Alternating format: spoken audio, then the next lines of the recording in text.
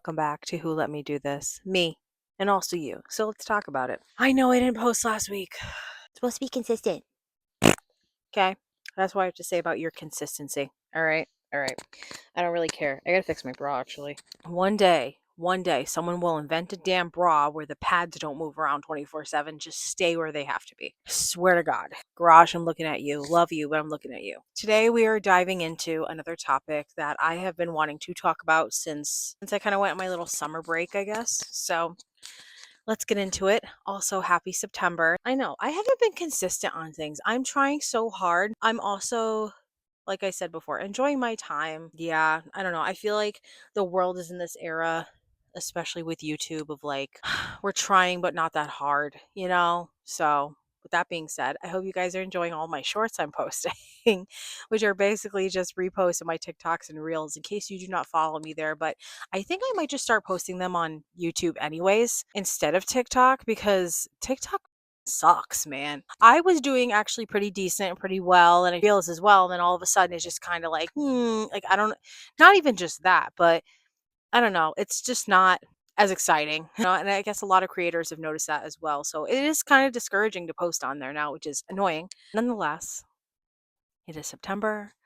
It is fall pretty soon. Well, it's been feeling like fall here in Connecticut. Let me tell you, the last couple weeks, it's been like 50s overnight, 70s during the day.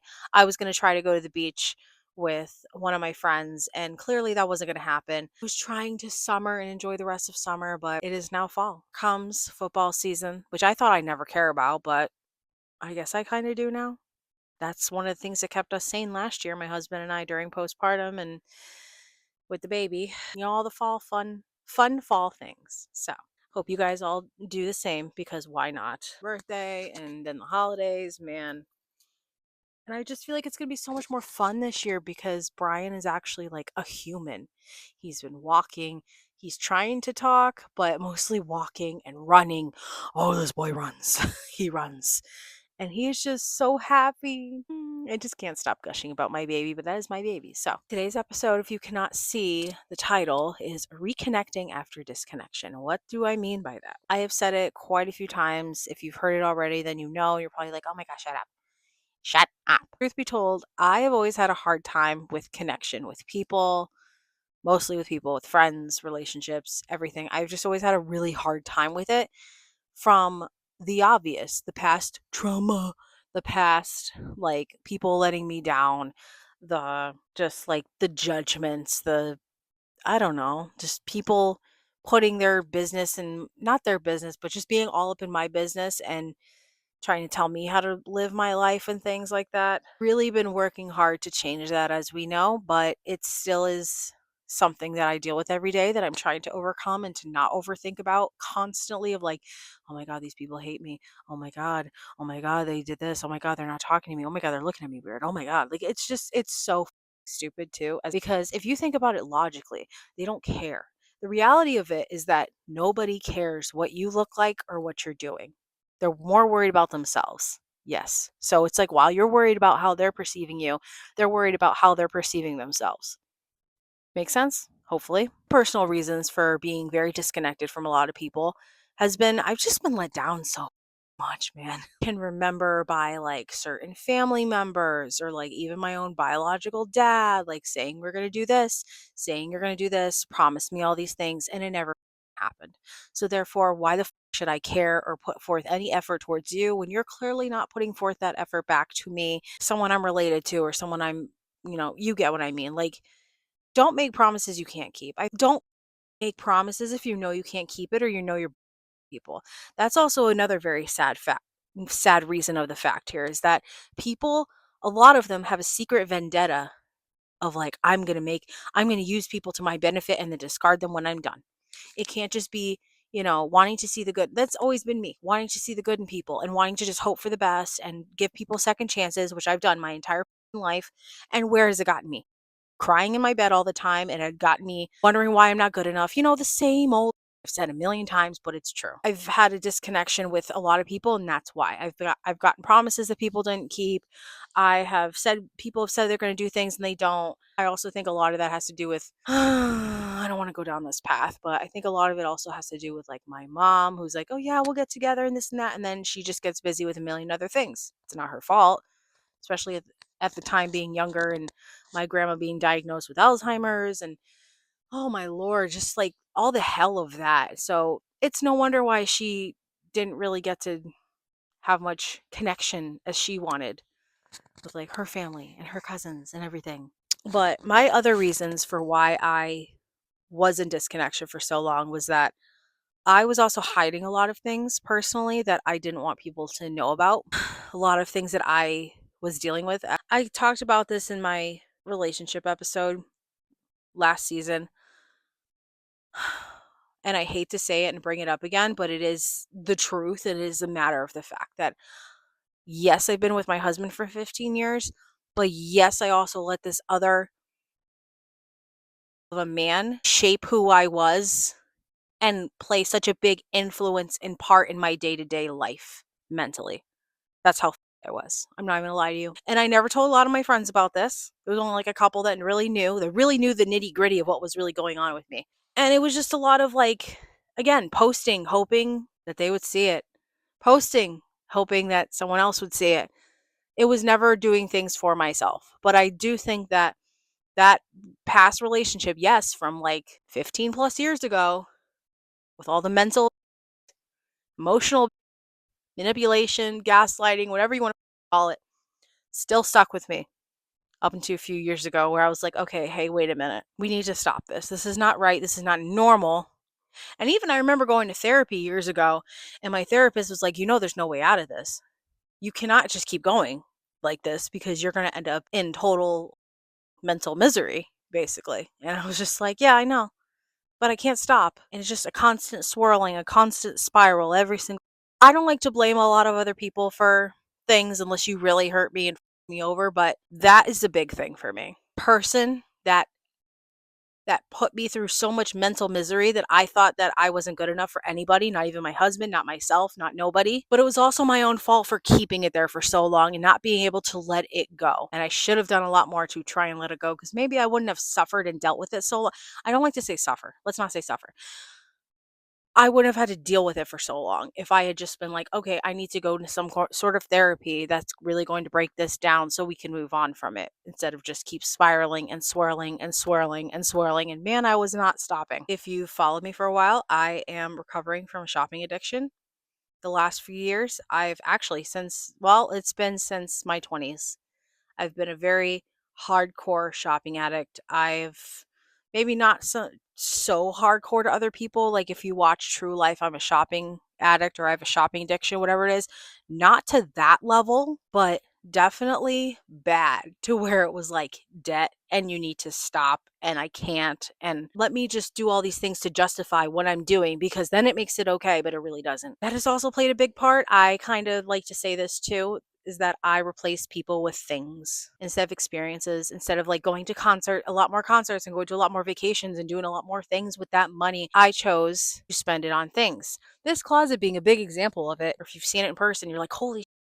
Granted, this is the only place in my house that I could actually keep all of my things because the way that our room is, my husband and I, all his stuff is basically out there, and I have like this, my makeup table, my um night table and a little table in the corner and that's it.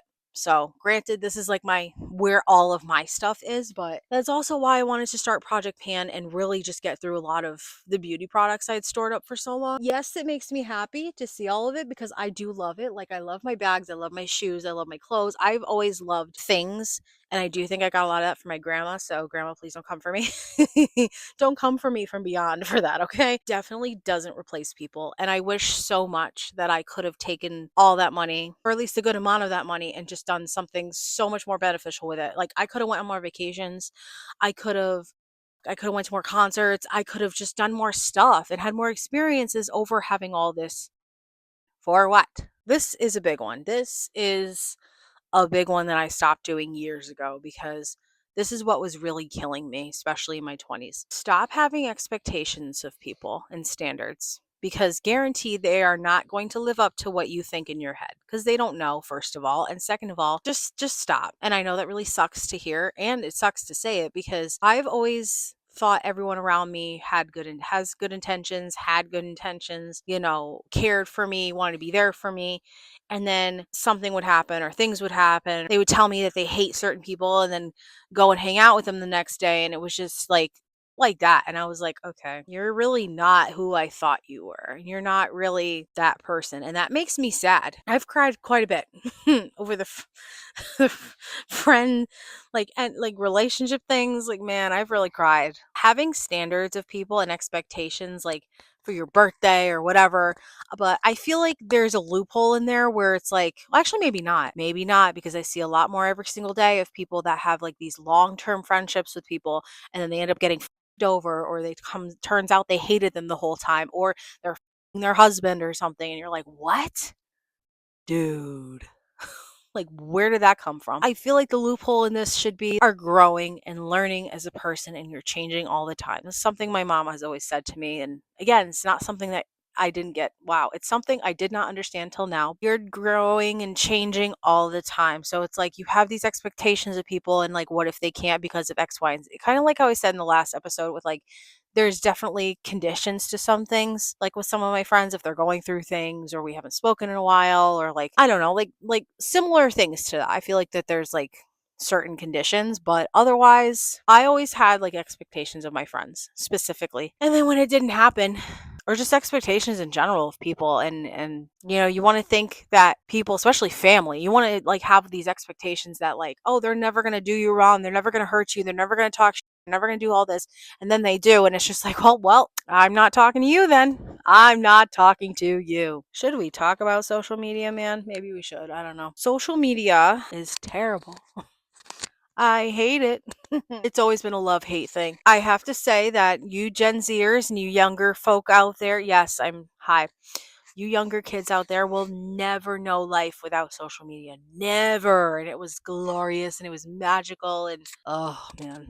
I used to lead a lot of my life online. I was very cringy when Facebook first came out, and MySpace, with my statuses and stuff. And I can say this for a fact because I have time hop on my phone. Every day it pops up and it's like from like 14, 15, 16 years ago. And it's like some statuses, and they're all like typed in like AIM font, if you know what I'm talking about, like AIM talk, AOL Instant Messenger, and it's all just like stupid and cringy and like, oh, like just so, mm-mm, mm-mm. But I feel like I used to be one of those people that was very much like, oh my God, social media, well, they're posting and they're not responding to me. They're posting, but they don't want to talk to me. Ugh. This involves a lot of my disconnection. This is why I've been disconnected for so long. And this is where a lot of the spiraling and swirling comes in. So now we don't do it. I'm so cringy. That was bad. I will fully admit for myself, I was cringy as it was bad. It was very, very bad. As a result of all this disconnection, what have I done? Obviously, hi, YouTube. YouTube has always been a great outlet for me.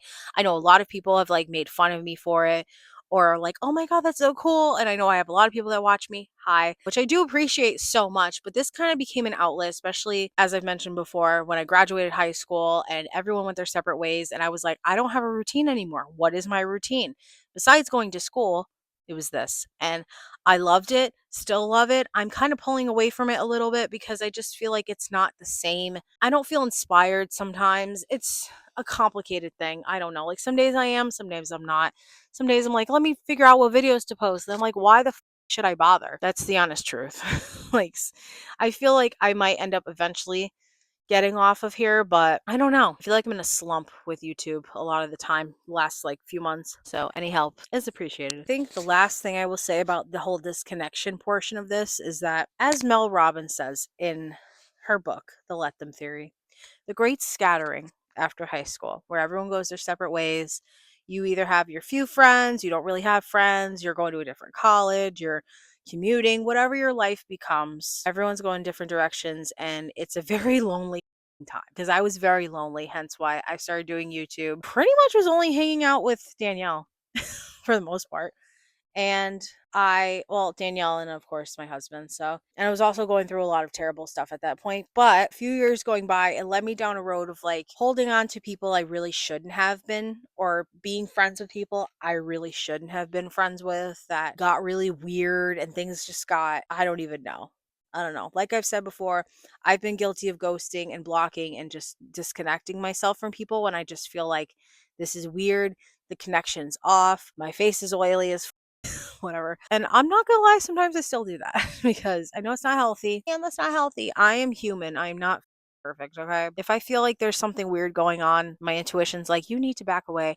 I will back away. So a lot of that was happening. So then I just kind of felt discouraged to like, why should I try to put myself out there and make friends and have people to go out with? And it's not like people haven't reached out to me. Like I've had some people like that I used to like be acquaintances with in high school be like, oh, we should hang out. We should go get Starbucks. We should do this. And I'm down for it. But I was so petrified. I was like, hell no, I don't want to, which is crazy because I really don't. Now I can say I really don't. I have found a love for going out and connecting, reconnecting too with friends and people that that I used to work with and that I'm trying to make friends and go out and go do fun things with and not just be so alone in my house. And I hate to say, well, I'm not going to, you know what? I don't hate to say it because I am a mother first and my son really kind of changed that perspective for me because before I was a very selfish person, but I was also very isolated in myself as well because a lot of the time I'm like, oh yeah, I'll go out and make plans with my husband or like one of my really close friends, and then that's it. Like, I'll just be home all the time. I would get invited out to a lot of things and not go because I was scared. Now, like, I want to go. I want to go. I want to go out. I want to hang out. I want to be brave. I want to just try to be a person. And I think the problem with disconnecting for so long is that you just become scared of other people and scared of, like, are they going to hurt you? Are they going to with you? Is this for real? Is it not? Which, yes, I've already done the spiraling, so you don't need to do it for me. But I think the one thing I've learned through reconnecting again is that nothing is ever as it seems. So everything in your mind is a lie, except what your intuition tells you. Don't ignore that. Everything is a lie what you're thinking in that moment. Like you could think like, oh my God, they're looking at me weird, they hate me, blah, blah, blah. They could just be having a weird day. They could be looking at something else. They could have just gotten like the worst news of their life on their phone. Like just chill the out for a second. It's not all about you. Okay, that's another thing. It's not all about you. Calm down. It's not that deep. More importantly, it's not that deep. It's really not. You will never know until you try, to be honest. Like I've just kind of stuck so long with the mindset of like, if they wanted to, they would. Just with a very like, let me isolate myself and be alone mindset because everyone sucks. But not everyone sucks and not everyone's perfect. Why sit in your house or your room and thinking like, hey, everyone hates me. No one reaches out to me. Why don't you try to reach out? Why don't you try to see if this is really what it is? Why don't you try and talking to that friend how you really feel about whatever you're going through? Why don't you just try to make a little effort and see what happens, see if it's reciprocated and see if something comes from it. Something along the lines. Because again, it's such a stupid thing, mostly from TikTok. But I feel like as long as you have your intuition, as always, and I will repeat this in every episode until until it's done here. Like I don't care. Your intuition will never lie to you. It knows all. And I will bring this up again, especially for the ladies that are in weird situationships or in a relationship or whatever you are with a guy and you get physically ill to where you feel like you're going to throw up, your stomach's turning, you start shivering like you're cold, cut that off. Not even a relationship. If a friend is making you feel that way, if something is making you feel that way, like a job, whatever, it's time to reconsider some things. Just throwing it out there. Only because I saw a TikTok this past week and I commented on it. It's like, it's the shivering for me. Like, and this girl was like, when you are literally physically ill around this person. And I'm just like, you're talking about me. That happened to me. It was horrifying, honestly. I'm someone that's always had a hard time not only making connections with people, but maintaining them. I feel like I still have a mindset of like, oh, they hate me, they don't want to talk to me, they're busy, whatever. But I also do like my alone time sometimes, so I just don't even like it doesn't register for whatever reason. And then I've also suspected some other reasons of this is why I need to go get diagnosed with something because I swear there's something like I just have always had a hard time like maintaining connections, relationships with people. That's why I feel like I only have the same few friends and the same few people because no one else gets it and no one else gets me and they just whatever. And like, I want to have friends, best friends. And I feel like I just can't get past that because it's hard for me to maintain that. Does that make sense? So we're still working on that. Another goal for 2026, honestly. I have quite a few goals. We'll talk about that when that time comes, but I've been putting myself out there more. I've just been trying to not also be so negative. I feel like I'm negative a lot of the time being a mom now, like especially if I go to Venus and I say to the girls, I'm like, oh, my husband's pissing me off, or oh, the son's teething, like, oh my gosh, it's terrible. And like I know that they understand, they get it because they've all gone through it, but I still feel like an and I'm like, I don't want to be so negative. I'm sorry. I'm not trying to be negative. So trying to not do that as well has really been helping me. But, again, we're not perfect. About reconnecting that I've been doing, face all my fears, and it's driving to strange places. I'll see him looking at you because I almost died that day going sell. I don't even know what it was called. This Mexican restaurant. It was really good though. It was really good. It was yum yum.